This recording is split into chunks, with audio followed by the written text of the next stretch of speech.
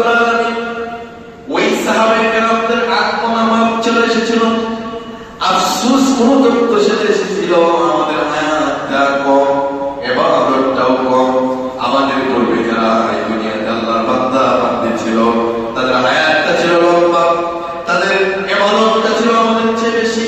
যেহেতু হায়াতটাও ছিল লম্বা, ইবাদতের দিক থেকে আমরা আমাদের চেয়ে তারা অগ্রগামী এগিয়ে আছে। এইরকম আফসোস থাকার কারণে আল্লাহ পাক মানুষের অন্তরের খবর জানেন।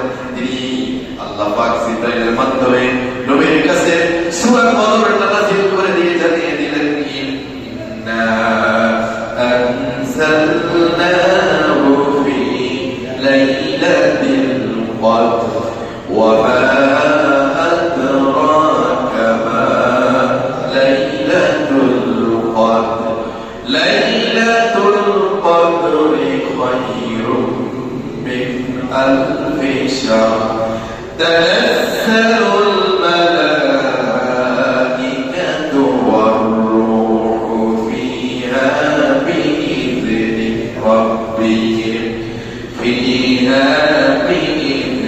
রাব্বিহিম মিন কুল্লি আমরিন সালাম সালামুন হিয়া হাত্তা মাতলা'ইল ফাজর। আল্লাহু আকবার। আল্লাহ রাব্বুল আলামিন সূরা কদরটা নাযিল করে দিয়ে তিনি বলছেন, ইন্না আনজালনাহু ফি লাইলাতিল কদর। যে লাইলাতুল কদর, কদর রজনী কি? এই কদর রজনীর কথা আল্লাহ তাআলা বললেন যে নিশ্চয়ই আমি কোরআনুল কারীমকে, এই কিতাবকে মানে কোরআনুল কারীমকে আমি এই কদর রজনীতে নাযিল করেছি, অবতীর্ণ করেছি। সুবহানাল্লাহ। বলেন তো কোরআন নাযিল হয়েছে কোন রাত্রিতে? সবাই কিন্তু বলেন না, কোরআন নাযিল হয়েছে কোন রজনীতে? কদর রজনীতে। কদর রজনী কোন মাসে? রমজান মাসে। বলেন কদর রজনী কোন মাসে? রমজান মাসে। আল্লাহ সুবহানাহু ওয়া তাআলা অন্য জায়গায় অন্য কোরআনে অন্যখানে আয়াত নাযিল করেন, আল্লাহ বলেন শাহরু রমাদানাল্লাযী উনজিলা ফীহিল কুরআনু হুদাল লিন-নাস ওয়া বায়্যিনাতিন মিনাল হুদা ওয়াল ফুরকান। আল্লাহু আকবার। আল্লাহ রাব্বুল আলামিন এখানে বললেন শাহরু রমাদান, রমাদান মাস হচ্ছে আল্লাযী উনজিলা ফীহিল কুরআন, কোরআন নাযিলের মাস হচ্ছে রমাদান মাস। সুবহানাল্লাহ। আবার এখানে বললেন ইন্না আনজালনাহু ফী লাইলাতিল কদর, আমি নিশ্চয়ই এই কদর রজনীতে এই কিতাবকে, কোরআনুল কারীমকে নাযিল করেছি। বলেন তো কোরআনুল কারীমকে নাযিল করেছেন কে? আল্লাহ। এত আস্তে বললেন, কোরআন নাযিল করেছেন কে? আল্লাহ। কোন রজনীতে নাযিল করেছেন? এই লাইলাতুল কদর রজনীটা কোন মাসে? এখন কোন মাস? আর এখন রমজানের কোন দশক? শেষের দশক, তৃতীয় দশক, শেষের দশক। আর শেষের দশকের কোন বেজর রাত্রি কি হচ্ছে লাইলাতুল কদর। আলহামদুলিল্লাহ। আবার আল্লাহ রাব্বুল আলামিন বলেন ওয়া মা আদরাকা মা লাইলাতুল কদর। লাইলাতুল কদর রজনী সম্বন্ধে কি আপনি নবী জানেন নাকি? নবীকে বললেন আপনি কি জানেন এই রাতটা কেমন রাত? কে বলতেছেন? বলেন কে বলতেছেন? কাকে বলতেছেন? আল্লাহ রাসূল বলতেছেন। এখন জবাবটা আমি আরিফ ভাইকে প্রশ্ন করলাম, জবাবটা কে দিবে? আরিফ ভাই দিবে না? জবাবটা কার দেওয়ার কথা? আরিফ ভাই দেওয়ার কথা নাকি? কিন্তু আরিফ ভাই জবাব না দিয়ে আমি দিয়ে দিলাম। আল্লাহ পাক আল্লাহ রাসূলকে প্রশ্ন করলেন, রাসূল জবাব না দিয়ে আল্লাহ তাআলা নিজেই জবাব দিয়ে দিলেন। যিনি প্রশ্ন করলেন তিনি আবার উত্তরটা দিলেন। আল্লাহ তাআলা বললেন লাইলাতুল কদরি খায়রুম মিন আলফি শাহর। সুবহানাল্লাহ। আল্লাহ তাআলা নিজে জবাব দিলেন লাইলাতুল কদরি খায়রুম মিন আলফি শাহর। এটা এমন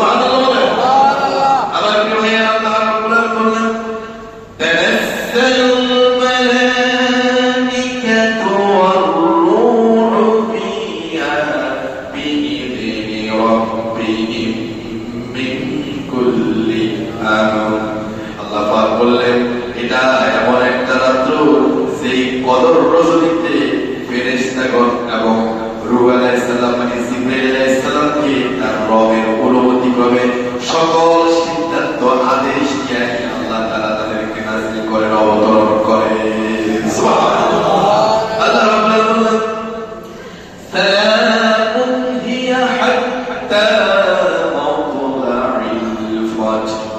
আর এই আদেশটা, এই সমস্ত সিদ্ধান্তগুলো সেই শান্তিময় রাত ফজরের সূচনা পর্যন্ত, ফজর পর্যন্ত এটা চলতেই থাকে।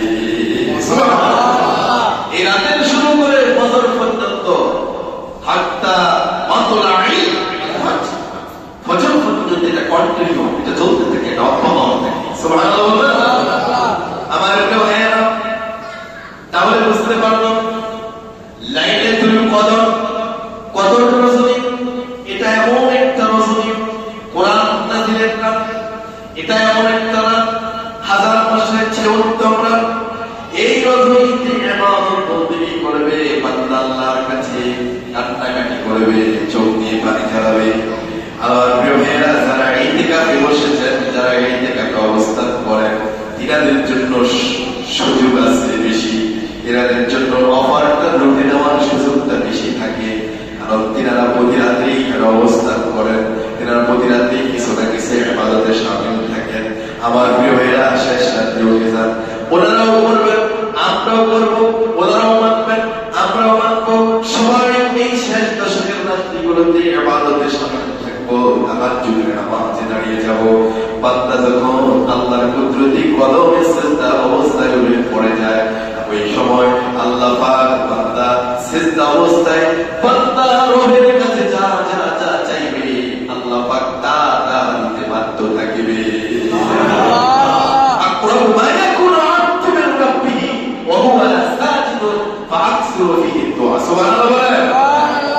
আমার প্রিয় ভাইরা, عن أبي هريرة رضي الله عنه قال قال رسول الله صلى الله عليه وسلم صحيح البخاري وصحيح مسلم الحديث حضرت আবু হুরায়রা বর্ণনা করেন, আল্লাহর নবী সাল্লাল্লাহু আলাইহি ওয়াসাল্লাম ইরশাদ করেন, নবী বলেন, মাইয়াকু লাইলাতুল কদরি ঈমানান ওয়া ইহতিসাবান গুফিরা লাহু মা তাকাদ্দামা মিন যামবি। আল্লাহর রাসূল বলেন, নবীজি বলেছেন, যে ব্যক্তি ঈমান ও সওয়াবের আশায় কদর রজনীতে ইবাদত করবে, আল্লাহ তাআলা তার অতীতের সগীরা গুনাহ, সব গুনাহগুলোকে আল্লাহ রাব্বুল আলামিন মাফ করে দিবে। সুবহানাল্লাহ। আর জোরে বলুন সুবহানাল্লাহ। ওয়া লাইলাতুল কদরি ঈমানান ওয়া ইহতিসাবান ওয়া গুফিরা লাহু মা তাকাদ্দামা মিন যামবি। সুবহানাল্লাহ বলেন। তাহলে কদর রজনী 21 গেল, 23 গেল নাকি? 25 রয়েছে, 27 রয়েছে, 29 আছে না নাই? কথা বলে আছে না নাই? এক রজনীও মিস দেওয়া যাবে না। 21 আর 23 আর 25 আর 29 কেন? 21 থেকে শুরু করে 22, 23, 24, 25, 26, 27, 28, 29, 30 হলে 30। এবং সাত, যেটা চাঁদ রাত, যেটা ঈদের চাঁদ দেখা গেছে, ঈদের রাত যেটা, সেটাতে আরো বেশি ইবাদত করতে হবে।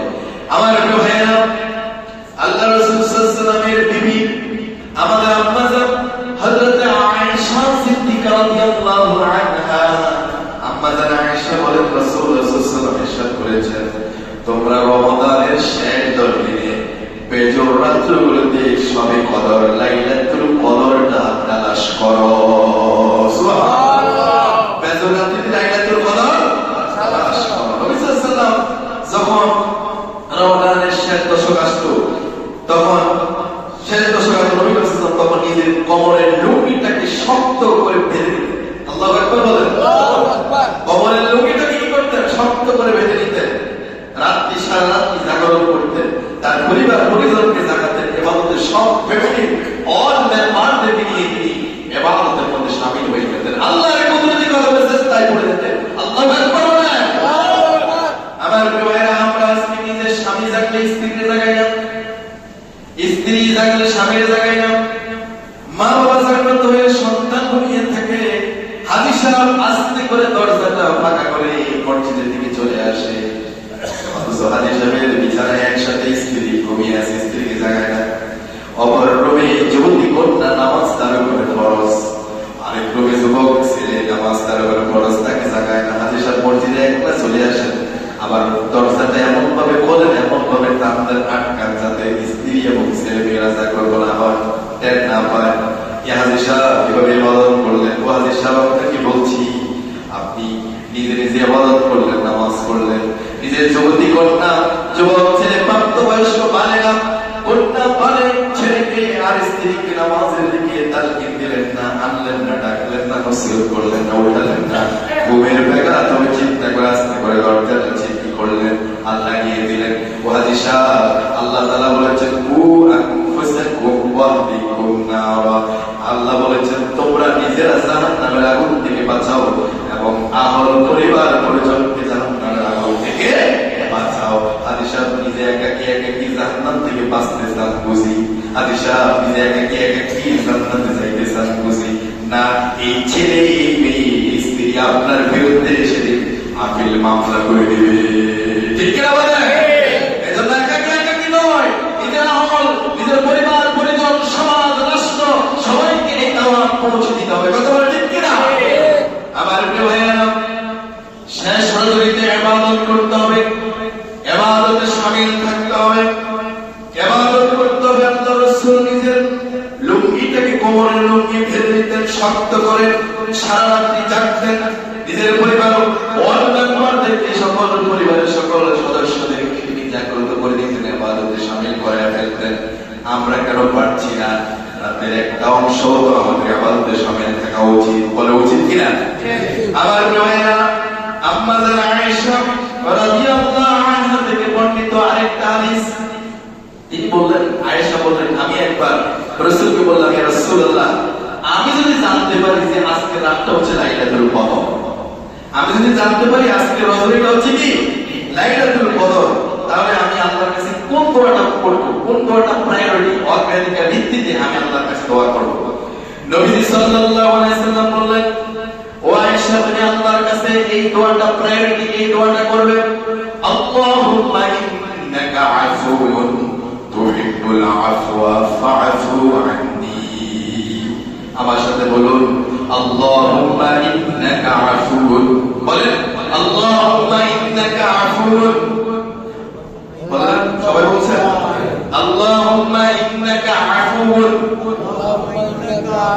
তুহিব্বুল আফওয়া ফাআফু আন্নী। এই দোয়ার মানে হচ্ছে আল্লাহর কাছে আপনি বলতেছেন, আল্লাহ আপনি হচ্ছেন ক্ষমাশীল। বলেন ক্ষমাশীল কে? আল্লাহ। দুনিয়ার কেউ আছে নাকি? না। ক্ষমাশীল কে?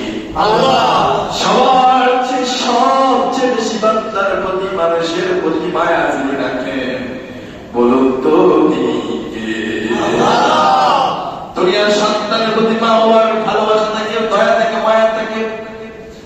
এই মায়া, এই ভালোবাসা, এটারও একটা সীমানা থাকে, এটারও একটা এরিয়া থাকে, এটারও একটা লিমিট থাকে। কিন্তু বান্দার প্রতি রব্বুল কারীমের এই ভালোবাসা, ওই ভালোবাসার কোনো বর্ডার থাকে না, ওই ভালোবাসার কোনো, ওই দয়ার কোনো লিমিট থাকে না। আমার প্রিয় ভাইয়েরা, আসুন সে আল্লাহর কাছে নিজের মন, প্রাণ, দেহ সমস্ত কিছু উৎসর্গ করি, নিজের জান, মাল, সামানা, সম্পদ, অর্থ, বৃত্ত, যাকাত, ফিতরা মধ্য দিয়ে, দান সাদাকার মধ্য দিয়ে, শক্তি, বিবেক সকল কিছুকে উৎসর্গ করে, ইন্না সালাতি ওয়া নুসুকি ওয়া মাহইয়ায়া ওয়া মামাতি লিল্লাহি রাব্বিল আলামিন, সবকিছু তার জন্য উৎসর্গ করি। আল্লাহ কবুল করে বলে আমিন। আমার প্রিয় ভাইয়েরা, এই দোয়াটা বেশি বেশি করবেন। আল্লাহুম্মা ইন্নাকা আফুউন তুহিব্বুল আফওয়া ফাআফু আন্নী। আল্লাহ আমাদের সকলকে মাফ করে